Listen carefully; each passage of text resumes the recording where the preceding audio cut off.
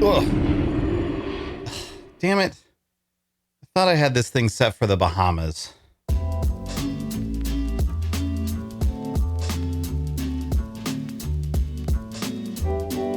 What's up, everybody, and welcome back to Sounds Good Makes Sense, a discussion show for the World of Warcraft player. My name is Devilor, and man, we got a lot to talk about today. Blizzard has dumped a lot of new info this week for both Classic and Retail, including a lot of new info on hero talents for the War Within, which we'll probably get into next week, because for this week, I want to focus on the Season of Discovery developer update. Specifically, we're going to talk a lot about the raid sizes at Endgame in Season of Discovery. But before we get into that, I want to drop a quick note here. We're going to be starting a new series here on the YouTube channel. It'll be coming out every week, much like this one. There's going to be more details on that at the end of this episode. So make sure to listen through for that for more details on that new show. But let's dig into this developer update. A lot of the stuff that they put in this post is really great, genuinely really great changes that I'm very excited for. They're increasing the XP buff to be 100% instead of 50%, and also allowing it to go all the way up to level 39. So it'll be a lot easier to level alts in Season of Discovery, which is a great change. They're also increasing the gold rewards from quests from 1 to 39, so that it's not just at max level that you're earning a reasonable amount of gold from questing, which again is a great change, especially considering with that XP buff, you'll probably be doing fewer quests. They're also reducing the costs of mounts at level 40, which is another good change, but one that I kind of side-eye a little bit because this was a change that was already in for Season of Mastery, and they specifically removed it in Season of Discovery and set the mounts back to their original classic gold cost in Season of Discovery. Some people have theorized that they did that because of the amount of gold that some people were able to earn by just farming a ton of quests in Phase 1, which is semi-reasonable, but I still think it's a pretty bad reason to do it because then now you're just inconveniencing everybody for the sake of a handful of people who have too much gold. Either way, these are all great changes, and I'm happy for them to be coming into the game. They'll all be going in on the March 5th maintenance period for Season of Discovery, which, side note, they also, in the text of this blog, referred to that point as a quote-unquote midpoint of the season, which means we're probably looking at about a 2-month season here overall. Now, that seems pretty reasonable to me. I was expecting about 2 to 2.5 months for this phase anyway. But honestly, even if it is a little quick, even if the 2-month time frame is a little bit fast for Phase 2 of Season of Discovery, I'm just kind of ready for the next phase at this point already anyway. Our level 25 hors d'oeuvres were banging, but the appetizer hasn't quite hit, so I'm ready for the next course. Another interesting that I noted that they mentioned through this section are things about wanting alts to be a quote-unquote major fixture for Season of Discovery, or saying things like alts are great and we want you to feel good about playing them. I'll come back to that. Because from this point on, the article spends a lot of time talking about their current plans for raid sizes going forward. There's a couple of specific changes that they mentioned. One is that the level 50 raid, which they haven't yet confirmed what it is. It might be Scarlet, it might not. But the level 50 raid will be a 20-player experience. On top of that, they also confirmed in this blog that Molten Core will be shrinking down to 20 players. And I think these are both really great changes and really great choices for them to have made. Looking at the level 50 raid, as guilds are starting to solidify a little bit more and we're starting to get into the later levels, 20 just feels like a more natural number for me than 10. At least in my experience so far as a guild leader in Season of Discovery, at 10, I feel like the question is more often, who are we not inviting to the raid than who are we actually able to bring? We have too many people, and expanding up to 20 would allow us a little bit more leeway to get more people in while still allowing some flexibility from week to week. The 20-player raid size also just generally makes raid comps a lot easier to manage. Like when it comes to things like raid buffs, you're more easily able to have every class in the raid that can thus make sure that you have all of the different buffs that you need. When you start looking at group-specific buffs, things like Wind Fury or Leader of the Pack, those are things that you're then more able to create groups that are just the people that can benefit from that without having like a mage who's getting Wind Fury for no reason, or a tank who's getting the Moonkin like extra spell crit buff and stuff like that. This also means that some of the new and expanded roles can find a better niche at a 20-player raid size. Like Mage Healer comes to mind as one that's really great as that sort of hybrid healer that's like halfway between a DPS and a healer. And that gets weird in a 10-player raid. Like, does that mean that you'd bring 2 healers? Do you bring 1 main healer and a mage? Do you bring 2 main healers and a mage healer? Like, gets a little bit weird at 10. But in a 20-player raid instance, you can say, okay, we'll have 2 main healers and the mage healer, and that's probably enough, or even 3 main healers and the mage healer, and that's probably enough. It's just easier to fit roles like that into a larger raid group. And tanks, well, tanks are kind of a mess for a lot of reasons right now in Season of Discovery. I'm not going to go into all of it right now, but it is in a 20-player raid. It is less of an issue having a tank in your raid group that's just there because you didn't actually need the extra tank for this particular fight. That's less of an issue in a 20-player raid where you're talking about 5% of your raid group than it is in a 10-player raid where you're talking about 10% of your raid group. So just in terms of simple group management, I feel that 20 players resolves a lot of the problems that come from being a 10-player group and having to exclude people. And as far as dropping Molten Core down to 20 players, I mean, that just seems like an easy and obvious change to me. They probably don't actually even need to change anything other than the max number of players allowed in the instance. Like with the amount of gear that players will have, the extra player power that comes from the gear that we're getting at things like this level 50 raid that's coming up, as well as just the runes and all the power that those runes provide, you probably don't even need to change any of the fights. You could do the 40-player version of Molten Core with 20 players. Past Molten Core, however, they make it pretty clear in the blog that they haven't decided what they're going to do yet. They're still kind of trying to figure out what their steps are going to be in that regard. And in fact, they specifically ask for feedback from players on how they feel things should shape out at Endgame. So, Blizzard, this one's for you. I feel very strongly that 40 players is too many for Season of Discovery. Specifically for Season of Discovery, I think 40 players is too many. Now, in the blog, Blizzard has correctly identified some of the issues that come up with having 40-player raids, which more or less boil down to it's harder to fill a group of 40 players than it is to fill a group of 20 players. They do recognize some of those issues in the blog. But there's a lot more to it than that. It's not just a numerical problem of finding 20 more people and having to recruit those 20 people. There's a lot of side effects and compounding effects and exponential levels of difficulty that get added to running a 40-player group compared to 20 players. And Blizzard doesn't mention much of that in that blog. They might know about it anyway, but it's not mentioned in the blog. So I thought I would spend a little bit of time before we really start digging into it, going over some of these extra effects that maybe aren't immediately apparent. A big one that I sort of alluded to is that in a larger raid team, your rate of turnover is actually exponential compared to smaller raid teams. It's not just a matter of, well, we've got 20 more people, so that's 20 more people that might have something come up or might flake out or whatever. It's not just a direct rate of increase.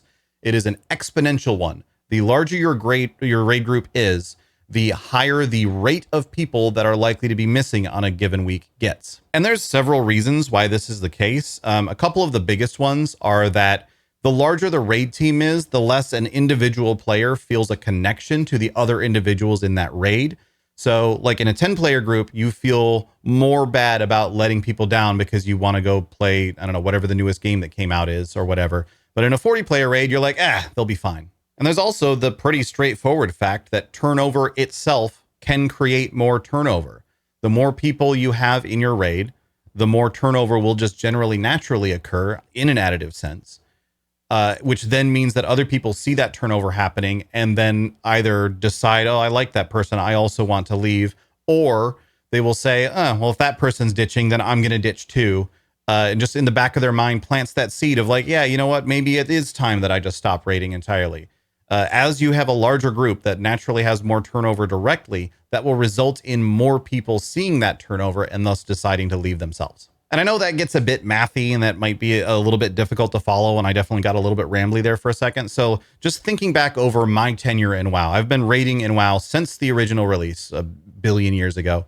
I don't really want to think it's 20 years. I didn't want to have to think about how long ago that was. It was a long time ago that World of Warcraft first came out. But ignoring that, thinking back over my time as a raider and a raid leader, it's pretty easy to see how this trend actually works out. In the periods of time where I was running a 10-player raid group, we would maybe replace someone once throughout an entire tier. Most of the time, it was the same group of 10 players that went into the instance on day one, and the same group of 10 players that was there when we decided to call it. When I was running the 20 and 25-player raid teams, those we would get a decent amount of turnover, but maybe once or twice a month. We would need to find somebody new. We would be looking to recruit somebody maybe once or twice a month. And back all the way in 2004, at the original release of World of Warcraft, we were recruiting constantly. We needed new people every single week. Now, obviously, this is just my experience. It's somewhat anecdotal. It's not the most scientific method of proving a point. I get that.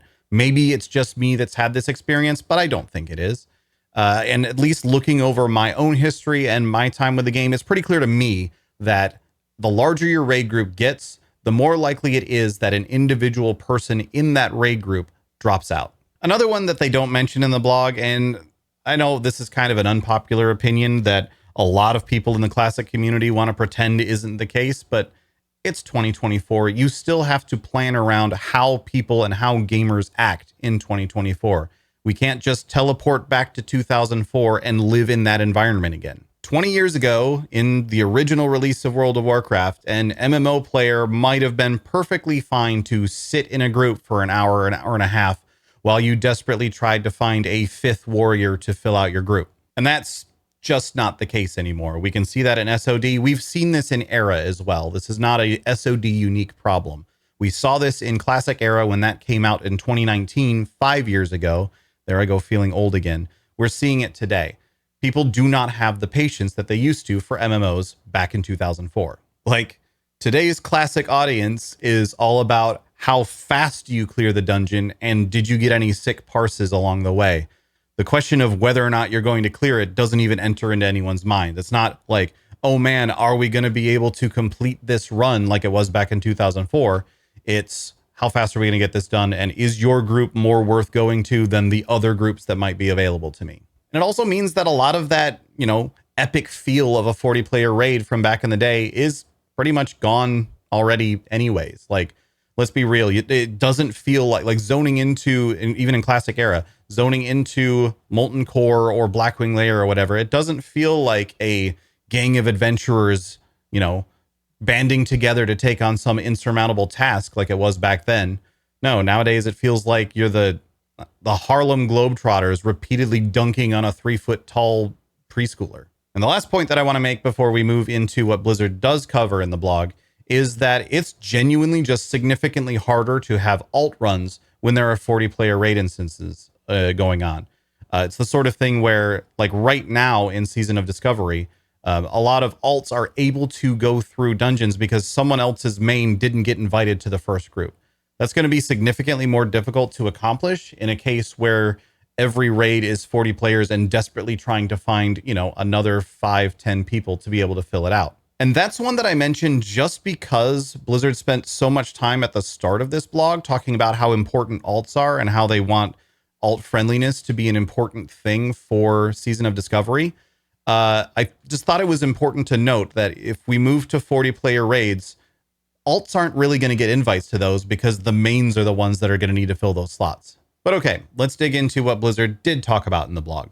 Now, right away, they talk a little bit about how they hadn't even considered downsizing the raids at first because 40 player raiding is such a defining characteristic of WoW, according to them. And that's one that I saw that I kind of side-eyed a little bit at first because I'm not convinced that 40 player raiding really is a quote unquote defining characteristic of vanilla WoW. Like, for me at least, when I'm trying to describe classic WoW to someone, especially looking at what is the difference between classic WoW and retail, I'm talking about things like the nature of class design and just how classes worked and how talent trees worked and all of that.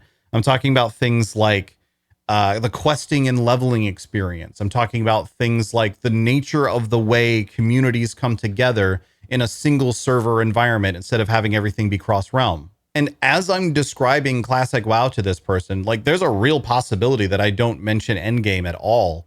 And even if I do, oh, and by the way, the raids have 40 people in it is just not something that I would even bring up. Now, obviously, there's a lot of nostalgia and a lot of good memories for me out of the classic and the original raid encounters. Fights like Ragnaros, Nefarian, Cthulhu. These are all very, very memorable encounters to me. But I'm not sure the reason they're so memorable is because there were 40 other people in the group at the time. Like if Cthulhu, and let's say the beam jumped twice as far, so the positioning requirements were still as strict as they were with 40 players. But if Cthulhu was a 20 player encounter tuned for 20 players, it would have still been Cthulhu, right? It would have still been the culmination of that raid instance. It would have still been a tough and challenging encounter that had a lot of different mechanics to deal with. I didn't need there to be 40 people there to really feel like it was a big deal. But maybe that's just me. Maybe that's just my general sense of things. So let's move on. The next paragraph in the blog talks about how they were designing the level up raids and how they felt that 40 players would have been way too many for level 25. And there's one thing in particular that really stuck out to me in this paragraph. Specifically, they said, we've set some communities up to potentially struggle a bit by asking them to recruit up from 1 or 2 10-player groups to a full 40. And this feels like a backwards perspective to me. Like, that's not, you aren't setting them up to potentially fail later on. You are allowing them to even exist in the first place. Like, I don't know, maybe it's just how I'm reading this text, but it kind of comes off to me as though they're sort of framing it as like, whoops, we accidentally made a mistake by making these raids too small. And that I completely disagree with. I think that was a good call, and I think it was the correct choice to make. And expanding on that, the reasons why 40 are too many for level 25 are all still valid at level 60. If anything, it's significantly easier to fill a 40-player raid at level 25 because there's just more level 25s. There are more people at that level. I don't know. It just feels kind of backwards to me to look at it as like, oh, we shouldn't have let it be 10 at first because we're going to make you do 40 later. Like, no, the reasons that you did 10 at first are valid, and you should examine why you did that when determining whether or not 40 even makes sense. Now, obviously, the raids are already 40 players, so if they were to make them 20-player raids, they would have to convert them, and they do talk about that a little bit in the blog. Now, I want to be clear. I'm not going to make the argument of, oh, it can't be that hard. Like, things in game design can often be very, very difficult for very unclear and non-obvious reasons, especially when you're working on a game as old as World of Warcraft. Ask me how I know. But I do think it's worth exploring at least the changes that would need to be made on a visual surface level at the very least. Molten Core, as I already talked about a little bit, there's probably nothing that needs to be changed. You could probably just take the level 40 Molten Core, tell 20 players to go do it, and between runes and gear, they'll be fine. And Onyxia is probably the same way. You can probably split Onyxia into 2 10-player groups on either side instead of 2 20-player groups on either side, and the fight still plays exactly the way that it did back in the day. Blackwing Lair has 2 encounters that stick out to me. One is Chromagus specifically for Horde because they won't have the Paladin Cleanse ability. So they have to have a lot of different people, druids, priests, shaman, all spamming their own individual cleanses on Chromagus. And that can get complicated when you have fewer players to be able to fill the raid and you need to be able to position them properly throughout the room. So Chromagus might be a problem. Nefarian might also need some attention in Blackwing Lair for both factions. Just because in the case of like the priest call, for example, where you need your priests to stop healing the target or else they're actually damaging them instead. If you're in a 20-player raid and you've got 4 healers and 3 of them happen to be priests, that's a huge problem in that sort of environment. Now, that could be the sort of thing that they just say, all right, well, don't bring 3 priests as your healers, which is a very classic way of raid design. And so maybe that's fine, but it is worth considering that Nefarian, at the very least, a pass through the different class calls on Nefarian might be a good idea. Looking to AQ40, there's probably a few fights. Looking to AQ40, there might be a few fights where you just need fewer adds to spawn just because you probably don't have as many tanks in the raid. Maybe not. I'm not certain on that off the top of my head. Twin Emperors, though, in particular, is one that could be a problem, could be not, just because of the need for 2 Warlock tanks. Now, back in the day, having 2 Warlocks in your 40-player raid was not a problem. So I would expect that having 2 Warlocks in your 20-player raid is still not a problem, and especially considering that Warlocks can just be tanks in Season of Discovery, maybe this one all just kind of comes out in the wash, but it is worth considering. And Cthulhu, I mentioned earlier, probably double the range on the beam, and that probably covers it. Naxxramas, however, is where it gets complicated. There are several fights that will probably need minor tweaks just in terms of how their mechanics actually work. Fights like Gothic the Harvester, for example. There's probably some weirdness with how that whole like killing things on either side works that will need some adjustment. But the most obvious fights in Naxxramas are Resuvius and the 4 Horsemen. Resuvius, back in the day, had a hard requirement of 2 priests to use mind control. You needed 2 priests using mind control to be able to beat this boss. And then the 4 Horsemen, obviously, that was an 8-tank encounter back in the original Classic days. So there probably would be some significant adjustments needed across Naxxramas to make that appropriate for 20 players. Fortunately, it was converted to 25 players in Wrath of the Lich King. Now, again, I'm not going to say it's as easy as copy and paste because it almost certainly isn't. But at the very least, that version of the instance does exist, as a template. So there's less like figuring out how to solve the problem that would be necessary and more just looking at it and being like, okay, can we reproduce that in Season of Discovery? Now, again, I'm not going to pretend to say how much work any of that is or how feasible that is compared to what else they have in mind. Or they even mentioned in the blog, like they're examining specifically whether or not it's going to be worth making those changes in comparison to other things that they want to do. And I don't know what the other things that they want to do are, so I can't make that comparison. It just seems to me as something that is definitely doable and definitely possible. The question of how much effort goes into it, I'm not going to answer, but I know that it can be done. Now, the last bit of this blog talks about itemization changes, which are pretty interesting. They're talking about revamping and adding more items to the endgame, which is good, especially with all the new roles and the more well-supported roles available. It's good that they are talking about doing more of what they kind of did a little bit in Season 2, going and revamping existing items and adding in new items to support these other specs. But as part of this, they also talked a bit about making raids like Zul'Gurub and AQ20 more of a viable progression path, and I have a lot of thoughts about this. First off, I really need it to be understood that for many, many players in the original release of World of Warcraft, ZG and AQ20 was their progression path. For a great many guilds, Endgame consisted of doing things like Stratholme and Scholomance, eventually graduating to Upper Blackrock Spire, and then graduating from there into ZG and AQ20. And these guilds were doing this not because they weren't interested in Molten Core or Blackwing Lair, not because they didn't care about the loot or didn't care about the items that were available in these 40-player raid instances. They were doing it because 40 players was too many, even in 2004.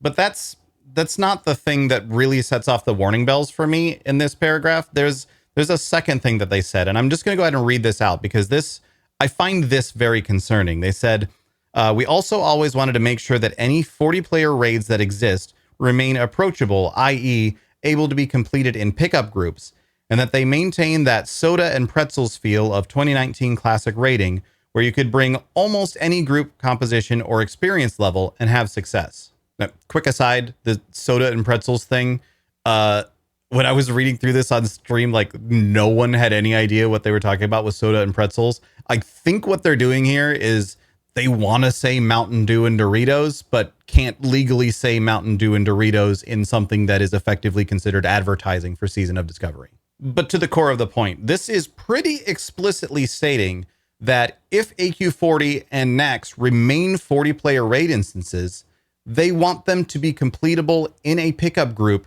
with any random raid composition. And I don't know, maybe I'm just way off here, but I feel like even the 40-player raid purists would prefer, if given the two options and only these two options, would prefer 20-player Naxxramas over pug-friendly Naxxramas. Like, I don't know. I feel like the changes to make fights like Sapphiron or Kel'Thuzad or Four Horsemen or even Meixna pug-friendly would have to be so much more drastic than just shrinking them down to 20 players. Either that, or maybe Blizzard just has a very different idea of what a pickup group is than I do, but I don't think that's the case. Now, all that said, I want to be clear that I do still agree with the move from 10 to 20 players for the level 50 raid. I think that's a good move. That's a lot for the reasons that I already stated about the issues with 10-player raid instances, but I feel that those issues are largely resolved at the 20-player mark.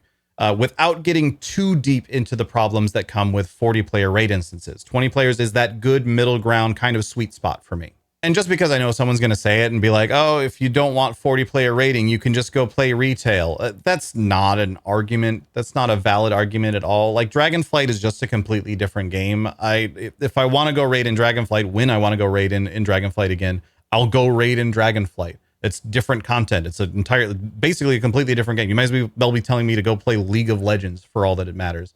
I don't think just go play retail is a valid argument. In fact, like, Classic Era exists. I don't think just go play Era if you want 40-player raids is a good argument. For the very same reasons, I don't think just go play retail is a good argument either. But I don't know. Maybe I'm way off base with all of this. Maybe I'm just completely sideways and have no idea what I'm talking about. I would actually love to hear all of your opinions on how you think that 40-player raids would work in Season of Discovery. And if you think that Blizzard should make the effort to convert the 40 players to 20-player or just stick with 40. or maybe come up with something else that's entirely new and different and interesting, and the 40-player raids can just kind of be their own thing. And with that, we're going to start to wrap it up. But before we go any further, I do want to take some time to talk about the new show that is coming here to the channel. It will be a Q&A focused show. If you remember my old show way back in the Tank Spot days, I had one called PST, which was the show where you guys asked me questions and I did my very best to answer them. It's going to be very much like that in terms of format, with the key difference that this will be open to any sort of questions from all across the gaming industry and even gaming adjacent things like the parts of the tech industry that brush up against gaming. So topics like the DMCA might be something that's appropriate for this show, or what's going on Twitch, or whatever new game just dropped. This will be open to all topics within the gaming industry. And obviously that does still include World of Warcraft. So WoW specific questions are still very much valid for this show. And I will talk about WoW on that show quite regularly, I imagine, because I mean, most of my audience is World of Warcraft players. So you're just going to have questions about WoW. Now, I haven't decided on a name for this show yet, but one thing that I am going to do for it is patrons are going to have their own method for submitting questions to this show. So if you are a patron, you'll have kind of a pseudo priority to be able to get your questions into the show. So if you haven't checked out my Patreon yet, please do so. That's at patreon.com/Devilor. You can check it out there. I'll also be talking about it a little bit more in the Patreon update video for this month, which should either already be live or will be going live very soon as you see this episode. And it's worth mentioning as well that this show and doing this show was one of the goals that was unlocked during my streamathon, which is somehow still ongoing. We're on day, I think, 18 now of the original 5, which is absolutely blowing my mind. The support has been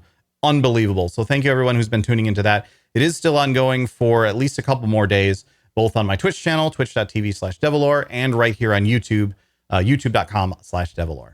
Anyway, I'm going to stop shilling for now. Thank you all so much for tuning in. Thank you again to my patrons for all the support as well. You guys are fantastic and a big part of how I can keep this YouTube stuff going. That's going to wrap it up for me for this episode, though. Thanks again, everybody. I'll see you next time.